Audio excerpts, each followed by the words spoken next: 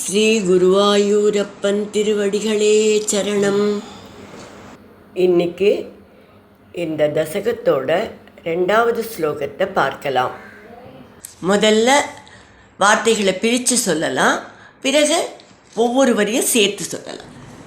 சமாயாவி விஷ்ணுர் சமாயாவி விஷ்ணுர் ஹரதி பவதீயாம் வசுமதீம் ஹரதி பவதீயாம் வசுமதீம் பிரபோ கஷ்டம் கஷ்டம் பிரபோ கஷ்டம் கஷ்டம் கிமிதமிதி தேனாபிகதிதஹ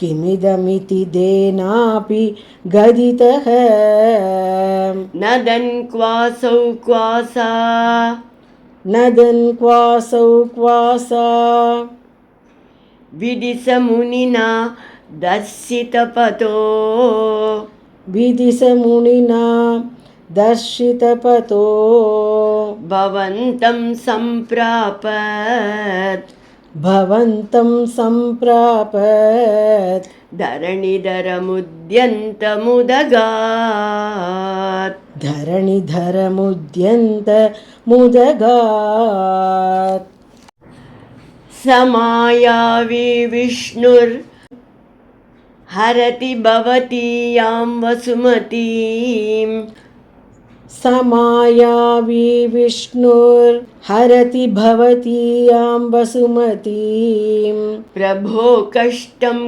கஷ்டம் கிமிதமிதி தேனாபிகதிதஹ பிரபோ கஷ்டம் கஷ்டம் கிமிதமிதி தேனாபி கதிதஹ நதன் க்வாசௌ க்வாசா விதிச முனினா தர்சிதபதோ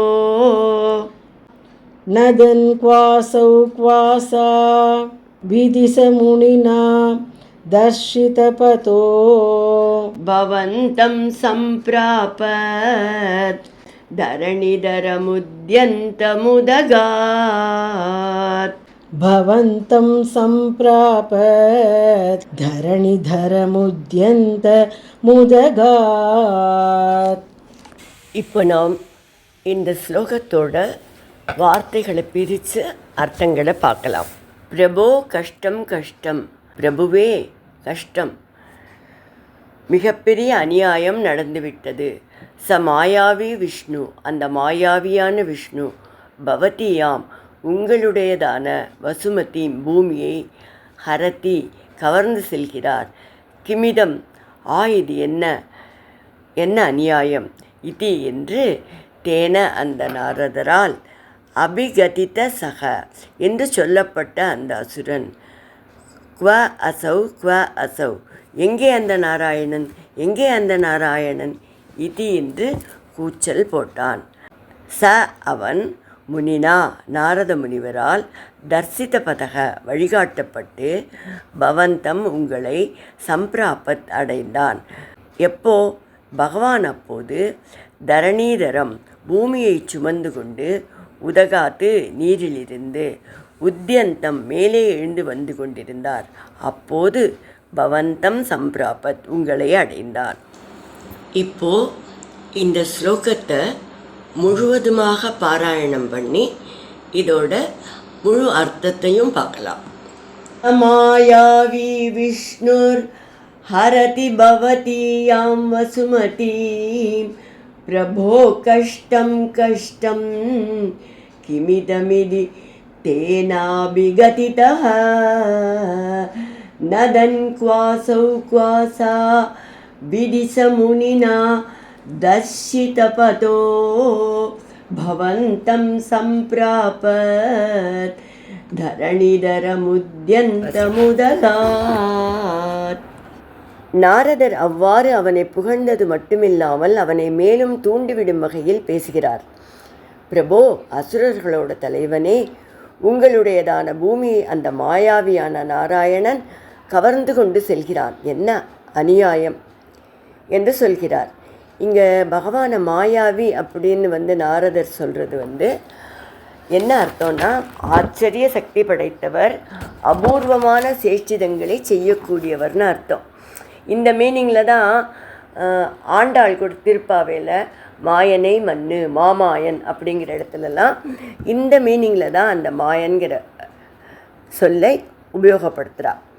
நாரதரோட சொற்களை கேட்டதும் அந்த அசுரன் எங்கே அந்த நாராயணன் அப்படின்னு கூச்சல் போடுறான். அப்போ நாரதர் அவனுக்கு பகவான் இருக்கும் இடத்தை அடைவதற்கு வழிகாட்டினார். பூமியை தன் தந்தங்களில் சுமந்து கொண்டு பிரளயக் கடலிலிருந்து எழுந்து வந்து கொண்டிருந்தார் பகவான். அப்போது அதை பார்த்துட்டு அவர் அருகில் அந்த அசுரன் போகிறார். ஒரு அசுரனுக்கு இப்படி எளிதாக பகவான் தரிசனமா அப்படின்னு நமக்கு தோணும். பக்தர்கள் எத்தனை காலம் தவம் செய்கிறா, இந்த பாக்கியம் எப்படி ஹிரண்யாக்ஷனுக்கு வந்தது? ஆச்சாரியர்கள் அழகான ஒரு விளக்கம் தருகிறார்கள். நாராயணன் எங்கே என்று ஹிரண்யாக்ஷன் கூச்சலிட்ட போது நாரதர் குருவாக அவனுக்கு பகவான் இருக்கும் இடத்துக்கு வழிகாட்டுகிறார். பகவானை அடைய குருவின் அருள் வழிகாட்டுதல் மிக மிக முக்கியம். குரு வழிகாட்டினாலன்றி பகவான் தரிசனம் கிட்டாது. நாரதர் வழிகாட்டி பகவானிடம் ஹிரண்யாக்ஷனை அனுப்பி வைக்கிறார். பகவானோட சங்கல்பப்படி அவன் அவர் கையால் வதம் செய்யப்படுவான். பின்னால் வர ஸ்லோகத்தில் பட்டதிரிகள் ஹிரண்யாக்ஷன் ரிஷிகளால் கொண்டாடப்பட்ட மரணத்தை அடைந்தான்னு சொல்கிறார். ஆக நாரதருடைய கபட நாடகம் ஹிரண்யாக்ஷனுக்கு நல்லதையே செய்திருக்கிறது.